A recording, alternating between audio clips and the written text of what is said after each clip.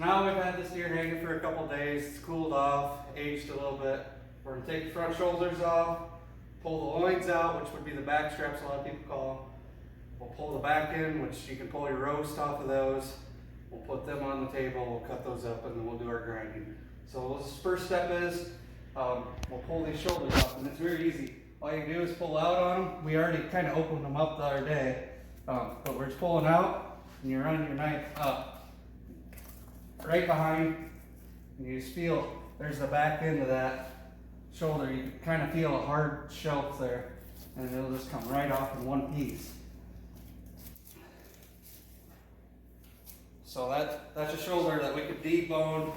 Most people just grind it for hamburger.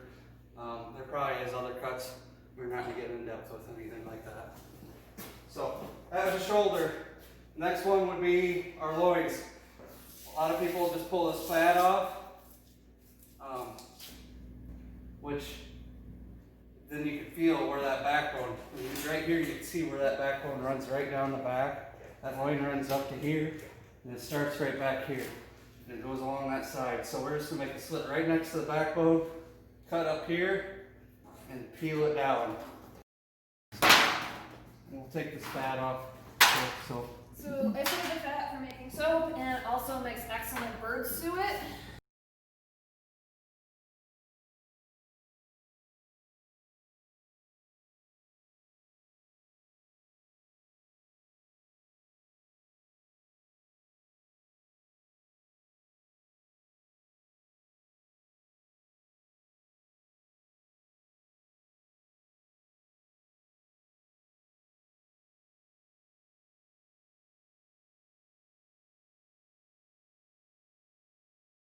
now we have the fat removed from one loin.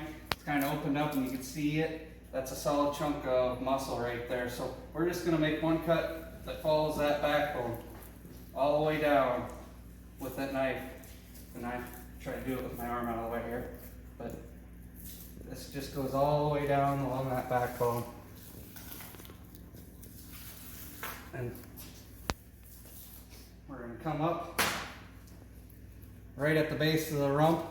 You're going to make a cut across. So, and it'll start feeling like it'll just peel out. So there, we got it. And a little cut over there, and there's your loin starts coming up. You'll leave a little meat. You can always trim that out and grind it with your other hamburger.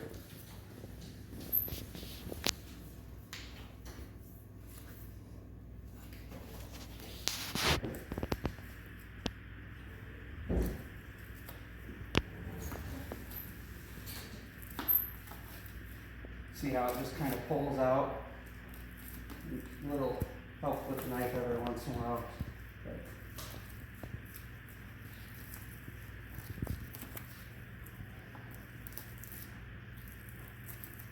There's your back strap cut. So we take this over the table. The best thing is to do is to remove this silver layer so you just have a solid piece of meat. Unless you're going to butterfly it, some people will leave that on there to hold the butterflies together. But we're just going to trim that off. Just kind of fillet it off like you're filleting meat off a fish skin or something. So that's a solid piece of meat. You can butterfly it or chunk it, however you want. We'll go to that here in a little bit. So, for the other back strap to remove, so just like we did on that one, pull out. You can see there's definitely trauma on this side from the shot. But we'll just bring our knife up behind that shoulder. Hold it. And that shoulder comes up to about right here. So we're just going to come up and around. And then it'll just pop right off. So a little gruesome on that one.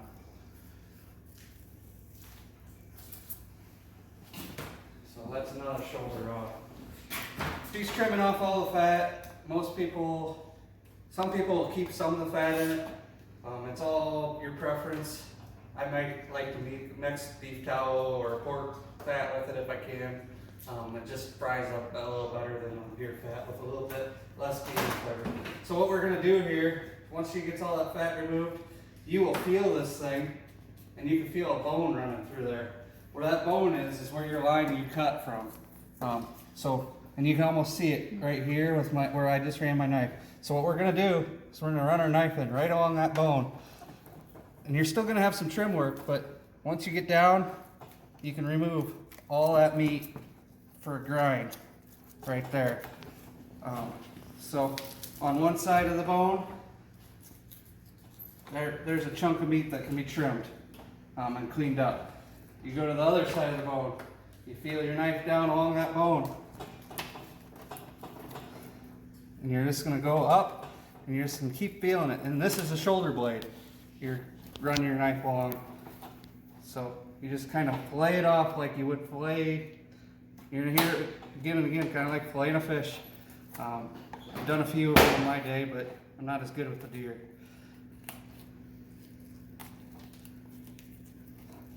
So.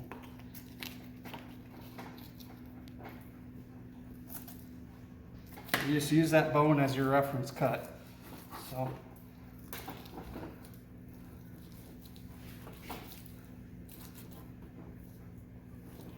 There is a solid piece of meat that can be trimmed and ready to grind. There's not a lot you have to remove from that, just a little bit of fat. We'll chunk it up so the grinder can take it. So, and on the back side, you're just gonna come in the same way. Feel that bone?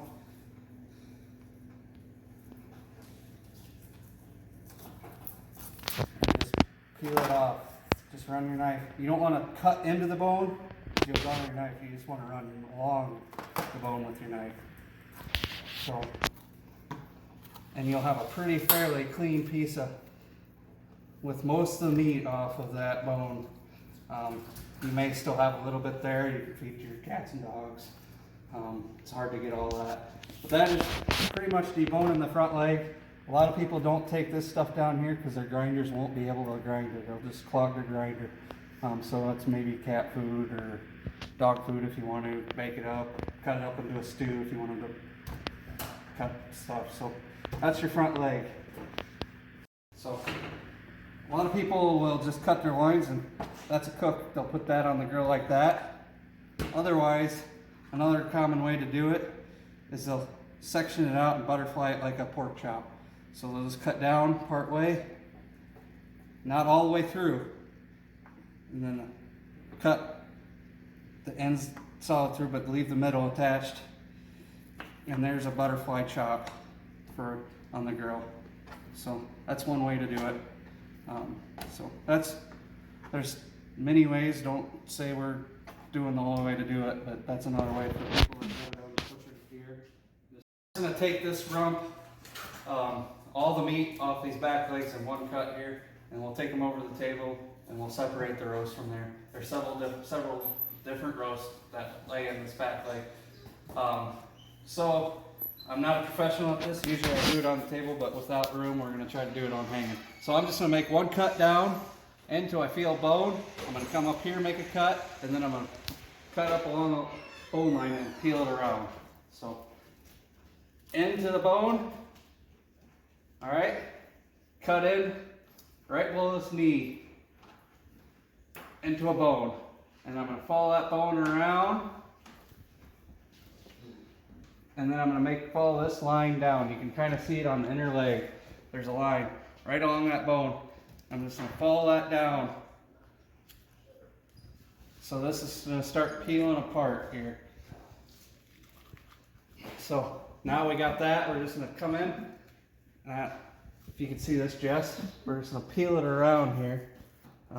So this all comes off in one cut. There'll be a little meat in there. We'll just come back in and chunk that for the grind.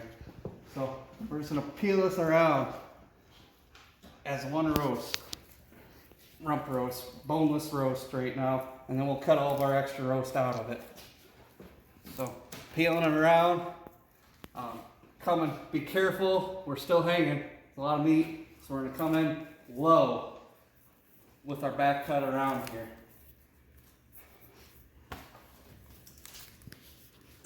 So that's starting to peel around. Perfect. You're gonna find that the hip socket might be your problem spot, and it's on the outside edge. You just have to cut around it as you go. So we're just gonna come down and out to get around that. Steer keeps spinning away from me on here. So, kind of feeling the bone as I go.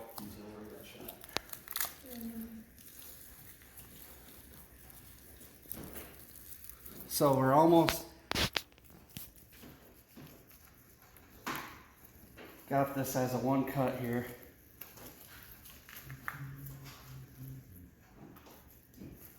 Ready to peel.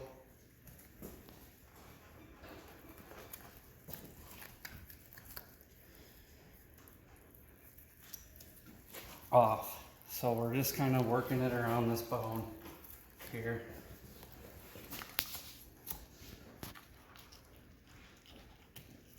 And there's that socket I'm talking about that can be a problem spot. We're just kind of working around that. And pretty quick it'll start laying over.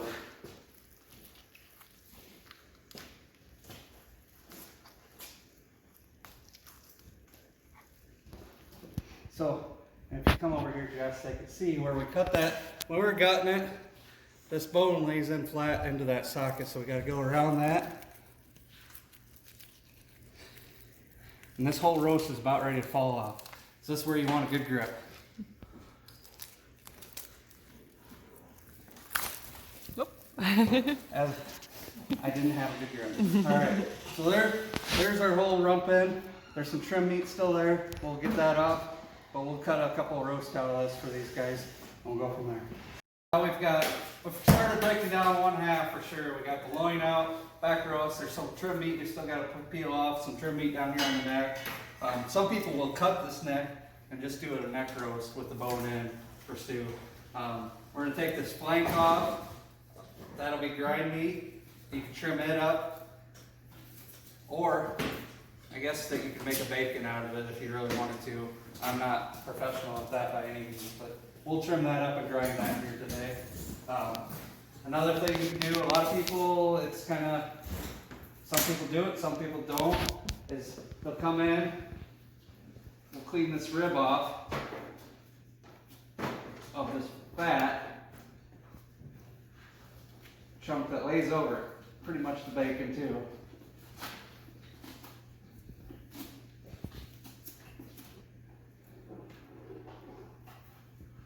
So there's some trim we can do there, or fat for the birds. And then you got the rib meat. You could saw this and make ribs, deer ribs, just like you would a pork ribs. More common, I'd say, is for guys to just meat it and grind. So you're just gonna find your knife, feel those ribs with your knife here. We're gonna go in, just poke our knife in, feel that rib, and you're gonna follow your knife down along that rib. So just find that meat. So we're on the back end of the rib, peel that meat off. That can be grind if you want it to be. And you're just gonna work your way down. So there's the first rib, or the very back rib. You're gonna run your knife up, all the way to the backbone. And then you go to the next rib, run your knife down, all the way. And you're just peeling that meat out. Trying to make as little waste as you can on these deer. So that's another grind piece.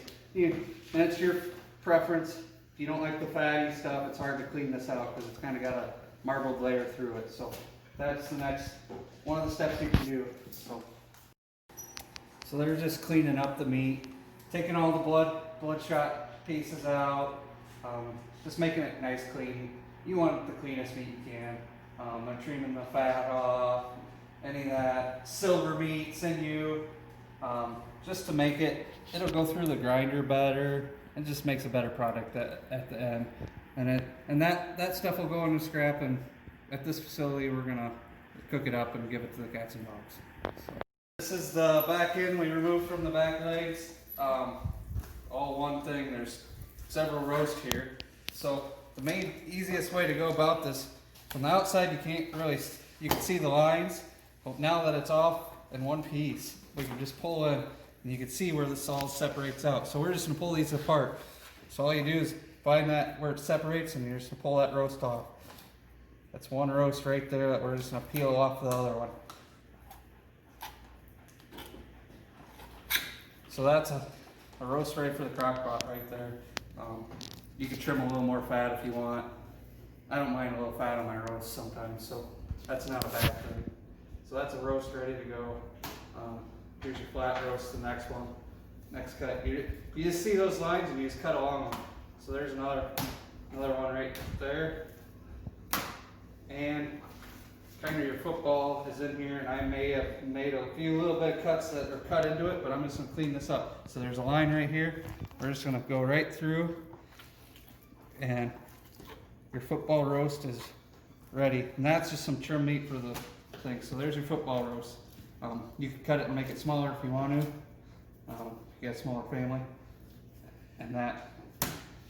Another good thing to make out of these back ends is you can thin slice this, or even this, run them in, and make jerky. So that's another thing that a lot common made out of on the roast on the back end. So there's your back end. So we kind of broke down the deer. You got the back end, we broke down the back straps.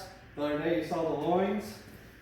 We started peeling the ribs out. We pulled the front shoulders off. We are deboned it. So that's pretty much the main process of deboning a deer. It's not as hard as most people make it and think. All you really need is a table in your garage with some clean.